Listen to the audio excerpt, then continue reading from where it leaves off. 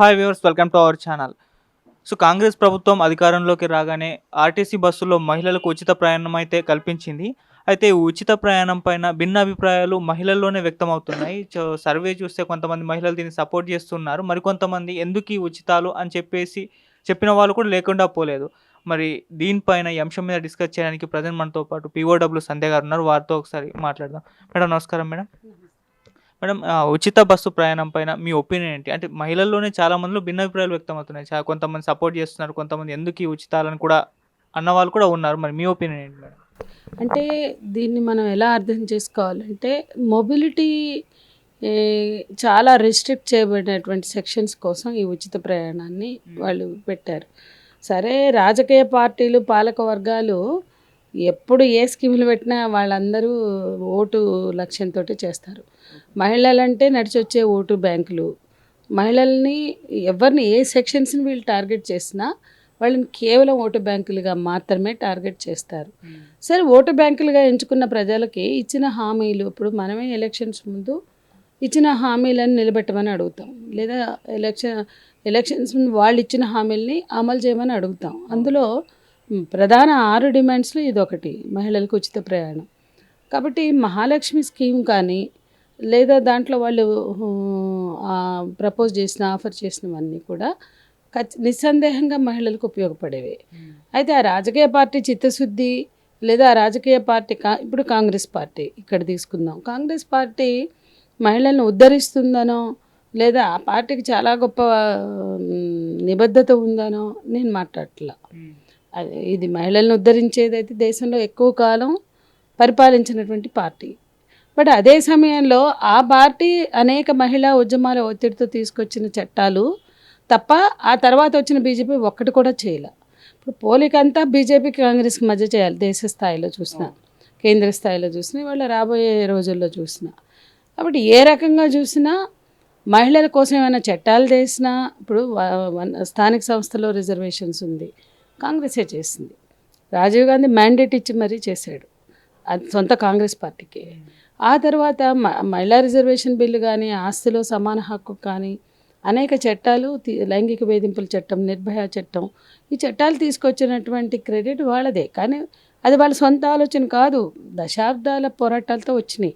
మహిళా ఉద్యమాలు ఎప్పుడూ ఖాళీ కూర్చోలేదు. మహిళా ఉద్యమాలు, లైంగిక వేధింపుల చట్టం, కుటుంబ హింస నిరోధక చట్టం, ఆస్తులు సమాన వాటా హక్కు చట్టం అన్నిటి కోసం పోరాడాయి. దశాబ్దాల పోరాటాలతో విన్న ప్రభుత్వం కాంగ్రెస్.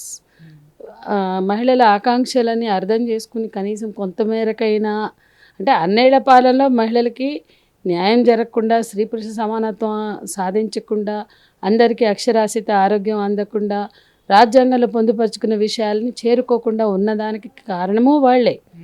ఇంతో కొంత ఆ అంశాల మీద ఉద్యమాలు వస్తే ఆ ఉద్యమాల ఒత్తిడికి తల వంచి చేసిన అదేమైనా ఉంటే వాళ్లే. ఇక ఆ తర్వాత వచ్చిన ప్రభుత్వం ఉన్నవన్నీ నాశనం చేసేసింది, ఉన్న చట్టాలని నీరుగార్చేసింది.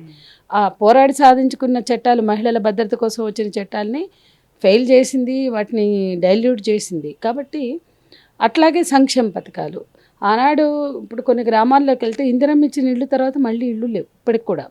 ఈ 2 బెడ్రూములు ఇల్లు అన్నా ఇంకోటన్నా ఇందిరమ్మ ఇళ్ళే లాస్ట్. ఇవాళ ఎక్కువ జిల్లాల్లో, ఎక్కువ గ్రామాల్లో మనకి ఇందిరమ్మ ఇళ్ళే చివరి కనపడతాయి. అట్లాగే ఈ సంక్షేమ పథకమైన, ఈ పథకం వెనక వాళ్ళకు ఒక టార్గెట్ మహిళా ఓట్లు అయినప్పటికీ ఈ పథకం వల్ల ఎవరికి నష్టం?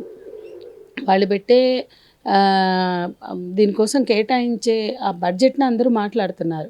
అంటే మహిళల కోసం ఏమైనా చేద్దామని బయలుదేరంగానే అది బడ్జెట్, లోటు బడ్జెట్, అనవసరమైన కేటాయింపులని మాట్లాడడంలోనే పితృస్వామిక కోణం ఉంది. కాబట్టి చివరిగా అసలు అంశంకి వస్తే, ఒక మొబిలిటీ రిస్ట్రిక్ట్ చేయబడిన, అంటే ఇవాళ మాకు తెలుసు బస్తీల్లో, గ్రామాల్లో, గూడాల్లో, తండాల్లో అన్ని చోట్ల పనిచేసే సంఘం మాది. ఆ మహిళ పుట్టింటికి వెళ్ళాలన్నా, లేదా అవసరమై వెళ్తే భర్త డబ్బులు ఇస్తే తప్ప, అత్తగారు వాళ్ళు డబ్బులు ఇస్తే తప్ప వెళ్ళలేని స్థితి ఇప్పటికీ చాలామందిలో ఉంది. వాళ్ళు పని చేసినా వాళ్ళ పైసలు వాళ్ళ దగ్గర ఉండవు. ఇవాళ మీరు గవర్నమెంట్ టీచర్ల దగ్గరికి వెళ్ళి ఎంతమంది ఏటీఎం కార్డులు మీ దగ్గర ఉన్నాయని అడగండి, చెప్తారు. నేను 5-6 సందర్భాల్లో గవర్నమెంట్ మహిళా టీచర్ల మీటింగ్లలో ప్రతి చోట నేను రెగ్యులర్గా అన్ని సెక్షన్స్లోకి వెళ్తా. మహిళా టీచర్ల దగ్గరికి వెళ్ళినప్పుడు అందరికీ ఏటీఎం కార్డులు ఉంటాయి, జీతాలన్నీ బ్యాంకుల్లో పడతాయి కాబట్టి.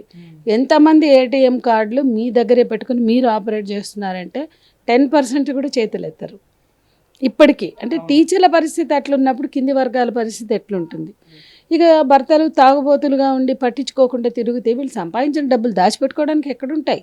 ఆ కూరగాయలు తెచ్చి వండి పెట్టి బియ్యం తెచ్చి, ఇప్పుడు శ్రామిక వర్గ మహిళలు సంపాదిస్తున్నారు కానీ దాచిపెట్టుకునేంత డబ్బులు వాళ్ళ దగ్గర ఉండవు. వాళ్ళు పనికి వెళ్ళాలంటే ఇప్పుడు వాళ్ళు చేస్తున్న పనికి అడ్డా కూలీలు గానో ఇళ్లలో డొమెస్టిక్ వర్కర్స్ గానో పని చేస్తున్నారు. వాళ్ళు వెళ్ళడానికి కూడా చాలామంది బస్సులకి వెళ్ళలేక అది అవైలబిలిటీతో పాటు ఎఫోర్డబిలిటీ, అంతకన్నా తక్కువ డబ్బులు 5-6 వేసుకుని ఆటోలు మాట్లాడుకుని వెళ్తారు. సో వీళ్ళందరికీ వెసులుబాటు వచ్చినట్టే. వాళ్ళ పని స్థలాలకు వెళ్ళేవాళ్ళు, శ్రామిక వర్గ మహిళలు, తమ మొబిలిటీ బాగా రిస్ట్రిక్ట్ చేయబడిన అండ్ చాలా కుటుంబాల్లో అనుమతి లేనిదే వెళ్ళరాదు. ఇప్పుడు కూడా ఏదో ఫ్రీ బస్సులు పెట్టినందుకు అట్లా వెళ్ళిపోతారని నేనైతే అనుకోవట్లే. ఏదో యాడ్లు ఇచ్చుకుంటున్నారుగా, మొగుడు మీద కోపం వచ్చినా, మొగుడు కొట్టినా పుట్టింటికి వెళ్ళాలంటే బస్ ఛార్జీలు కట్టక్కర్లేదు. అది సరే అడిగి చెప్పుకోవడానికి బాగానే ఉండొచ్చు, కానీ ఫ్రీ బస్సులు పెట్టినా అనుమతి లేకుండా బయటకు వెళ్తే ఆ తర్వాత వాళ్ళు ఎలాంటి నరకాన్ని చూస్తారో మనకు తెలుసు. కాబట్టి మహిళలు ఇవాళ మహిళలందరూ మంచి పనులే చేస్తున్నారు మేము కూడాను. దాంట్లో ఇప్పుడు సమాజంలో క్రైమ్ ఉందనుకో, క్రైమ్లో కూడా వీళ్ళు ఉండొచ్చు, అక్కడక్కడ తప్పులు వాళ్ళు కూడా చేయొచ్చు. ఓవరాల్గా మనం అట్లా విడివిడిగా మనుషుల్ని విడదీయడం కాకుండా మొత్తంగా మహిళా లోకానికి సంబంధించిన అంశంగా చూస్తే అది వాళ్ళకు ఉపయోగపడుతుంది. చాలామంది పిచ్చి తిరుగులు తిరగడానికి ఉపయోగపడుతుంది, గాలి తిరుగులు తిరగడానికంటే అంత టైం ఎవరికి ఉంటుందండి? బతుకు ముందు బతుకు బండి నడపాల, లాగాల. కాబట్టి కొద్ది సెక్షన్స్ ఉమెన్ కోసం లేదా ఏ వర్గాలైనా కొద్ది మంది ఉంటారు నెగటివ్గా ఉండడం, ప్రొడక్టివ్గా లేకపోవడం, వాళ్ళ వల్ల కుటుంబానికి సమాజానికి ఉపయోగం లేకుండా నష్టకరంగా ఉండడం అనేవాళ్ళు ఎక్కడన్నా కొద్దిమంది ఉంటారు. ఆ గాలి బేచికి ఉపయోగపడుతుంది అనేలాగా మాట్లాడడం చాలా అన్యాయం. 2, ఉచితం వలన ఏదో నష్టపోతుంది ఆర్టీసీ అని చెప్పడం మరో అన్యాయం. ఖచ్చితంగా మహిళలు బయటకు రావడానికి వాళ్ళు వెనక ముందు సంకోచించకుండా వాళ్ళ కదలికలకి తోడ్పడేది ఈ నిర్ణయం. పోతే ఈ బస్సులు పెంచాలి, ఫ్రీక్వెన్సీ పెంచాలి, అనేక కోణాల్లో దీన్ని అమలు చేయడానికి చర్యలు తీసుకోవాలి. ఇదేదో జనాకర్షణ పథకంగా మహిళా ఆకర్షణ పథకంగా పెడితే ఉపయోగం ఉండదు. కాబట్టి దానికి తగిన విధంగా ఒక మంచి పథకం పెట్టినప్పుడు మహిళలకి ఫ్రీ ట్రాన్స్పోర్ట్ అనేది ఏర్పాటు చేయడం అనేది ఆహ్వానించదగింది. కానీ దాని చుట్టూ రాజకీయాలు, ఓటు బ్యాంక్ రాజకీయాలకే పరిమితం కాకుండా అది నిజంగా ఆచరణలో అమలు చేసే విధంగా ఎక్కువ కాలం మొదలు ఆర్భాటంగా పెడతారు. పెట్టాం కదా 6 నెలలు అంటారు. మద్య నిషేధం అన్నప్పుడు కూడా నిషేధం కాదు, కనీసం నిజాయితీగా నియంత్రించండి అన్నాం, నిషేధం అన్నారు. అది 6 నెలలు ఉంటుంది, ఆ తర్వాత తూట్లు పొడుస్తారు.